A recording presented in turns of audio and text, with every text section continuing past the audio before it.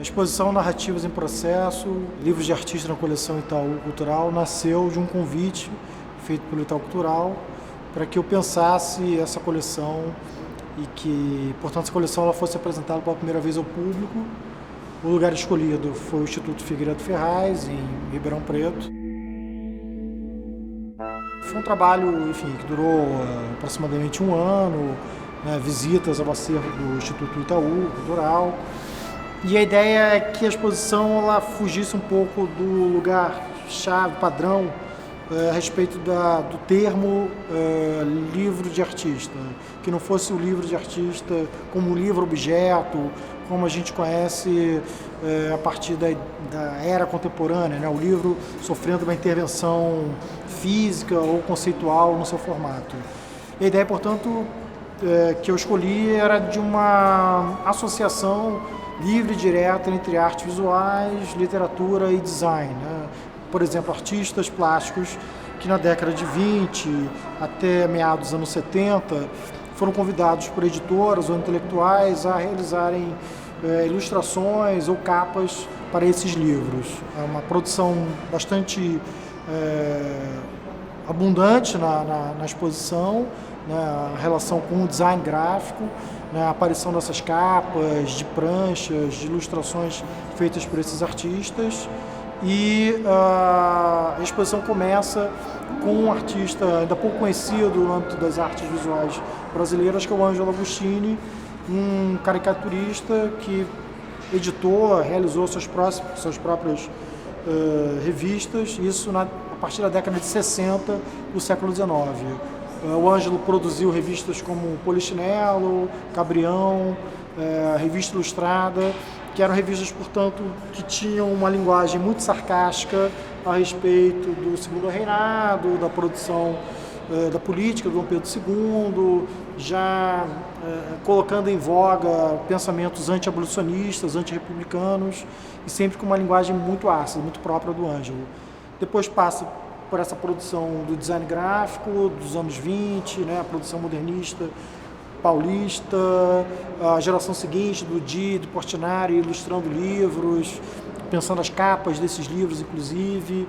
Chega numa coleção importante chamada 100 Bibliófilos, que se deu ali, a sua fundação se deu por volta de 43. Eram magnatas, eram pessoas com alto poder aquisitivo, brasileiros que se reuniram para pensar a produção de clássicos da literatura brasileira ilustrados por artistas plásticos. Esses livros tiveram uma tiragem limitada e foram excepcionais para se pensar isso que a exposição quer ilustrar, que é o desenho, né, o design como uma matriz, como um meio, um suporte importante para a pesquisa e a invenção desses artistas. Passa também por uma produção pequena, mas relevante, de literatura de cordel, né, também feita por artistas plásticos, avança pelos poetas concretos, isso é um forte da exposição e da coleção. Os livros, objetos, os livros e esculturas feitos pelos irmãos Campos, pelo Júlio Plaza, pelo Décio Pinhatari, né, a aliança, a amizade entre esses artistas e como eles refletiram a ideia da página do livro, né, como o livro ele saía do plano e avançava para o espaço, ganhava volumetria, ganhava um senso escultórico. E chega no núcleo contemporâneo, uma presença forte do Walter Caldas, né, que é um artista que, enfim, começa a carreira meados dos anos 70, já muito preocupado com a questão do livro, com o suporte do livro, em trazer isso como discussão para as artes plásticas brasileiras. Esse núcleo contemporâneo é dividido em 3 módulos, uma escrita em branco, e são livros onde não há palavra, né, só há imagem, só há o suporte do livro. Né, fazem parte desse núcleo o Valtércio, a Brígida Baltar, o Odires, né, são artistas que também estão experimentando o formato, em alguns momentos a própria textura da página e do livro. Depois a gente chega no núcleo chamado Paisagens, onde se tem livros da Tatiana Blas, do Jorge Mack, né, um dos poucos artistas estrangeiros que fazem parte dessa coleção, e do Roberto Betônico, que são livros que investigam a imagem como a imagem como reflexão da paisagem, como reflexão da exterioridade.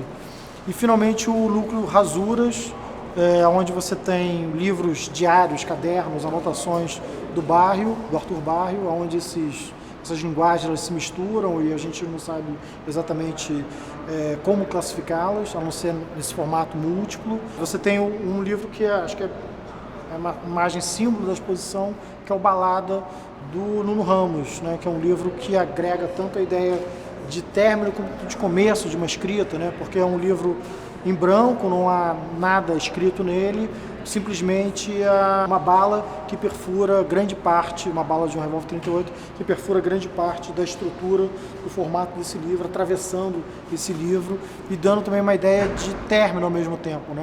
É um livro que lida com esse senso de contradição, né? De início de um livro por parte de um escritor, tendo essa página em branco, ao mesmo tempo uma raiva que é imposta, né? Um fim, né? Uma conclusão com a impressão da bala, com a inclusão da bala.